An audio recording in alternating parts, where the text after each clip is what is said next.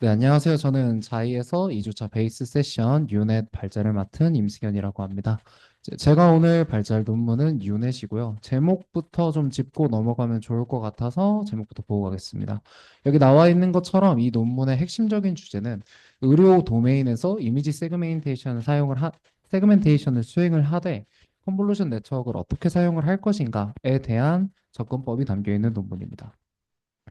오늘 발표 같은 경우에는 어쨌든 공동 세션이라 다 읽어보셨을 거라 가정을 하고 앱스트랙트에서 전반적인 내용을 한번 요약을 해서 잡고 그다음에 싱크를 맞춘 뒤에 인트로덕션부터 어떻게 구성되어 있고 학습할 때 어떤 로스를 사용을 했고 어디에 방점을 두었는지 그리고 뭐 잘된 케이스 익스페리멘테이션 보고 그다음에 어떤 의의를 가지는지 이 순서로 흐름을 가져가겠습니다. 첫 번째로 앱스트랙트인데요. 이 유넷의 모델 목적 같은 경우에는 결국 핵심 문장은 저거예요. 적은 데이터로도 픽셀 단위의 세그멘테이션을 어떻게 잘 수행을 할 것인가. 전역적인 컨텍스트랑 로컬라이제이션을 둘 다 가져가는 세그멘테이션을 우리가 어떻게 수행을 할 것이냐인데 이 논문에서 제안하는 문제는 크게 두 가지가 있었어요. 의료 도메인 같은 경우에는 데이터 자체도 적을 뿐더러 데이터 의료 라벨링 하는데 돈이 너무 많이 들어간다. 데이터가 모자라니 이거를 어떻게 해결을 할 것인가. 두 번째로 로컬라이제이션과 컨텍스트 간의 트레이드오프인데 쉽게 풀어서 설명을 하면 패치 사이즈가 커지면 이미지도 커지겠죠. 해상도가 올라가면 더 많은 풀링 레이어가 요구가 될 거고 그 얘기는 내용이 점점 더 압축이 돼서 로컬라이제이션이 아니라 컨텍스트 정보가 더 많이 담기게 될 겁니다. 반대로 이제 패치를 작게 잡으면 반대 상황이 일어나겠죠. 그 두 가지 트레이드 오프를 어떻게 해결을 할 것이냐. 그리고 패치 사이즈가 줄어들면 GPU 사용량도 줄어들고 효율이 너무 안 좋지 않냐. 이 문제를 잡았는데 첫 번째로 데이터가 부족한 경우는 일단 데이터 어그멘테이션 여러 가지 기법을 얘기를 하는데 데이터 어그멘테이션을 사용을 해서 부족한 데이터를 확충을 하고 그리고 이 부족한 성능, 퍼포먼스를 향상시키기 위해서 스킵 커넥션이라는 개념을 소개를 합니다. 그리고 두 번째 로컬라이제이션이랑 컨텍스트 간의 트레이드오프 같은 경우엔 동일하게 스킵 커넥션 그리고 U자형 인코더 디코더 구조를 기반을 해서 이 문제를 해결했다고 얘기를 합니다. 이제 인트로덕션인데요. 저희가 아까 말했듯이 이제 세그멘테이션을 수행을 해야 되는데 대부분의 CNN 같은 경우에는 FC 레이어를 거쳐서 클래시피케이션을 거치고 최종적으로 단일 라벨을 뱉는 이런 클래시피케이션을 태스크를 많이 수행을 합니다. 다만 저희가 해야 되는 의료 도메인 같은 경우에는 얘가 세포인 건 알겠는데 이게 정상 세포인지 문제가 있는 세포인지 어디까지가 세포인지 이런 세그멘테이션 태스크를 수행하는 게 필요로 했단 말이죠. 그래서 그 관점에서 이전까지는 어떻게 수행을 했느냐 기존까지 수행하던 슬라이딩 윈도우 방식 같은 경우에는 이런 식으로 패치를 잘라서 붙이고 옆으로 한 칸 넘어가고 이런 식으로 수행을 했는데 이 방식의 문제점이 뭐냐? 패치 간에 중복된 부분이 있으니 중복된 부분에 대한 연산이 중복 연산이 너무 많이 이루어진다. 이 부분을 일단 문제점으로 잡았고요. 그래서 여기서는 이걸 독립된 패치로 분할을 해서 병렬 처리와 중복 연산을 제거해서 효율성을 일단 높였다고 얘기를 했습니다. 그리고 이거 아까 말씀드린 이미지 사이즈에 따른 트레이드오프 같은 경우에는 뒤에 아키텍처에 나오겠지만 스키 커넥션을 통해서 이제 해결을 하려고 시도를 했습니다. 유넷의 아키텍처를 보면 이름 그대로 U자로 생겨서 유넷인데요. 크게 여기 좌상단이 이제 컨트랙션 패스라고 해서 이미지를 압축해서 전역 정보, 컨텍스트 정보를 학습하는 구간이고요. 이 아래쪽을 이제 버틀렉이라고 표현을 하던데 전환하는 구간, 수직 경로에서 확장 경로로 바뀌는 그 구간을 표현을 했습니다. 그리고 세 번째로 여기 익스펜시브 패스라고 해서 여기를 원본 해상도로 업샘플링을 하면서 로컬라이제이션을 학습을 하고 그 과정에서 여기 회색 화살표로 나와 있는 것처럼 동일 레벨에 있는 층끼리 정보 교환 스키 커넥션을 통해서 부족한 정보를 보충하는 형식으로 학습을 하게 됩니다. 여기까지가 전반적인 흐름이고요.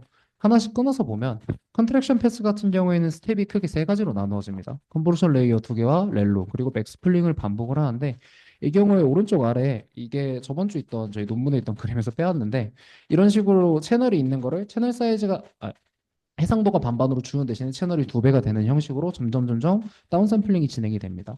이에 따라서 정보가 압축이 되고 점점 고차원 정보를 포함하게 되는데 여기서 컨텍스트 정보를 저희가 쭉 뽑아요. 그 다음에 익스펜딩 패스로 넘어가면서 압축된 컨텍스트 패스를 다시 업샘플링을 하면서 이번에는 로컬라이제이션 정보를 학습을 합니다. 근데 아까 말했듯이 여기 이 간엔 트레이드오프가 있다고 했잖아요. 이 경우에는 동일한 레벨에 있는 다운샘플링 과정에서 정보를 받아와서 그 죄송합니다. 부족한 그 성능이라고 해야 될까요? 그 부분을 이제 보충을 하게 됩니다. 좀 더 자세히 말씀을 드리면 보건시의 동일 레벨에 있는 피처 맵을 컨캣을 해서 가져오는데 이 과정이 크게 두 가지로 나뉘어요. 카피랑 크롭인데 크롭을 그럼 왜 해야 되냐? 저희가 이 논문에서 얘기하는 방식을 봤을 때 패딩을 사용을 하지가 않습니다. 그에 따라서 인풋에 비해 아웃풋이 줄어들게 되고 이에 따라서 사이즈가 안 맞아서 크롭을 사용해서 사이즈를 맞췄습니다.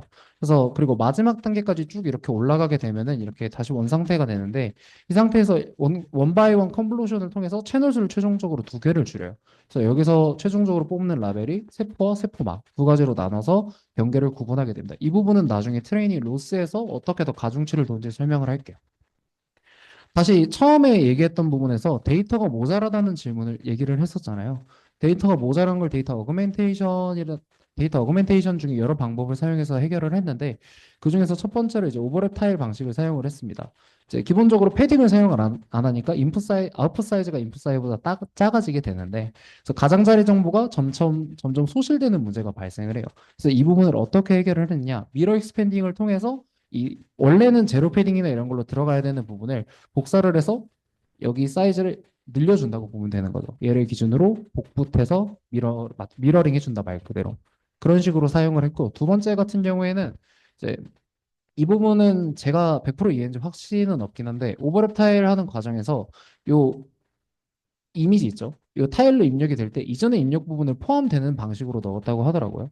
그래서 이 부분에서 공간적인 컨텍스트를 전달을 한다고 하는데 저희가 그 논문을 읽어보면은 모멘텀을 0.99로 둬서 이전에 대한 정보값이 크게 들어간다라고 얘기를 해야 하는데 같은 얘기인가 했더니 본질적으로는 좀 다른 얘기가 되더라고요. 모멘텀은 이전에 수행했던 결과값이 이후에 영향을 주는 것에 대한 계수가 되는 거고 여기서 얘기하는 거는 그냥 이 픽셀 이미지 간에 요 단위 이미지 간에 컨텍스트를 전달을 한다.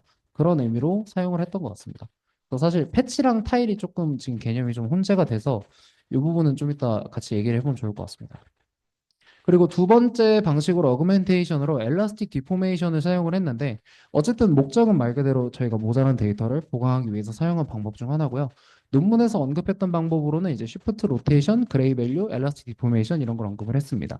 그래서 여기 보면은 픽셀이 원래 이렇게 나눠져 있는 거를 랜덤하게 다른 방향으로 뒤틀리도록 만들어서 데이터를 사용을 했습니다.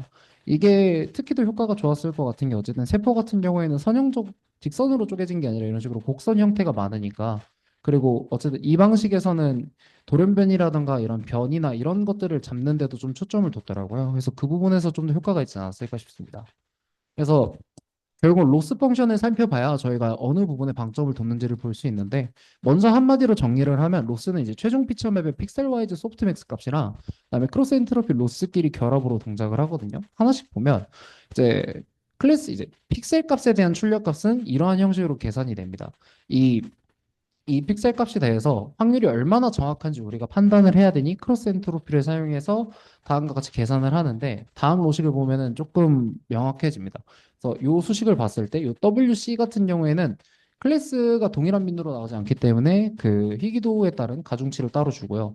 W0 같은 경우에는 이 경계선 부분에 있는 픽셀, 그러니까 이 세포막 여기 있는 이 세포막 근처에 있는 픽셀에 얼만큼의 가중치를 더 줄 것이냐. 뭐 비유가 맞는지 모르겠어요. 러닝 레이트처럼 얼마나 중요하게 볼 것인지를 나타내는 상수고, 그다음에 D1과 DX가 좀 D2가 중요한데 가장 가까운 세포 경계까지의 거리랑 두 번째로 가까운 세포 경계까지의 거리를 더하고 제곱을 해서 시그마로 나누고 익스포넨셜을 씌웠습니다.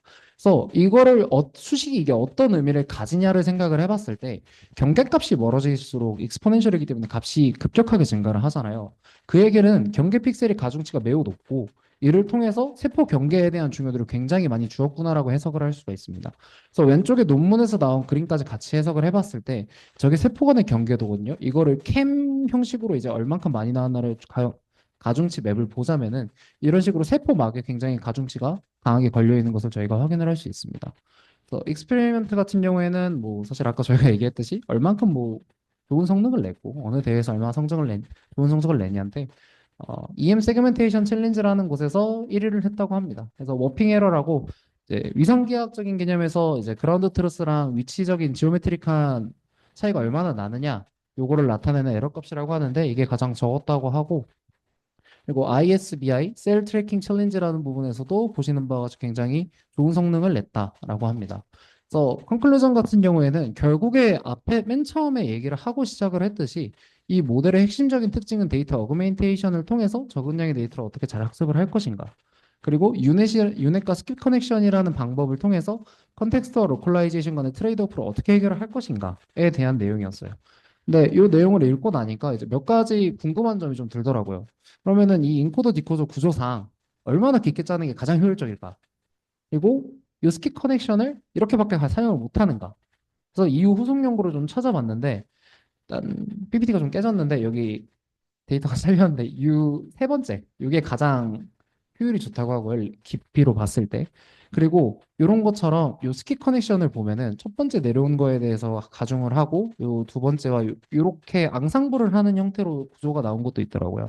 이러한 형태로 이 스킵 커넥션 간의 앙상블이나 아니면은 서로 다른 가중치를 통해서 학습을 한 케이스들도 많이 있습니다. 조금 더 보면 유닛 다음에 유닛 플러스 플러스라고 위에는 안 바뀌었는데 이제 각 단계끼리 이제 스킵 커넥션을 하는 거예요. 오른쪽 아래 있던 작은 그림을 좀 확대한 건데 첫 번째 단계에서 있었던 것과 두 번째 단계에 있었던 걸 가중치를 합치고 그 다음에 이것과 그 다음 단계끼리 합을 또 합치고 이런 식으로 스킵 커넥션을 단순히 동일 레벨끼리만 전달하는 게 아니라 다음 레벨에 있었던 것들까지 합쳐서 전달을 하는 형태로 이제 다음 연구가 진행이 됐더라고요. 그러면 이제 여기서 그러면 핵심이 뭐냐? 사실 이것만 보고는 잘 안 오는데 제가 논문을 스키밍을 좀 해보니까 시멘틱한 갭을 줄인다. 결국에 서로 다른 레벨에서 가져오는 피처맵의 정보를 통해서 시멘틱 갭을 줄여서 성능을 높인다가 이 문제의 핵심이었습니다. 두 번째로 이제 유넷 3 플러스라는 그 후속의 후속 연구가 있었는데 이 논문 같은 경우에는 이제 다양한 스케일의 피처맵을 합쳐준다가 핵심인데 이 빨간색을 제가 그려놓은 건데 이걸 보시면은 자 여기 X3를 기준으로 본인보다 윗레이어에 있는 데이터들은 디코더가 가져. 그리고 이 디코더 다시 말할게요. X3 디코더를 기준으로 본인보다 레이어가 상위에 있는 애들은 인코더에서 가져오고요. 자, 자기보다 하위 레이어, 더 압축이 되어 있는 레이어 기준으로는 디코더에서 데이터를 가져옵니다. 이걸 하는 이유는 저희가 아까 같은 경우에는 그냥 이 스킵 커넥션 간의 정보끼리만 합쳐서 앙상블해서 전달을 했잖아요.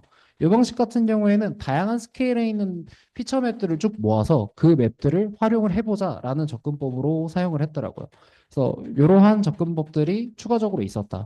핵심적으로는 유넷에서 제안하는 데이터 어그멘테이션. 사실 근데 어그멘테이션이 여기서 제안한 건 아니고 많이 쓰이니까 핵심적으로 많이 봤던 게 스킬 커넥션이었는데 스킬 커넥션이 이후에는 이런 식으로까지 갔었다. 그래서 요거까지 같이 보면 좋을 것 같아서 일단 내용을 여기까지 준비를 해봤고요. 네, 감사합니다.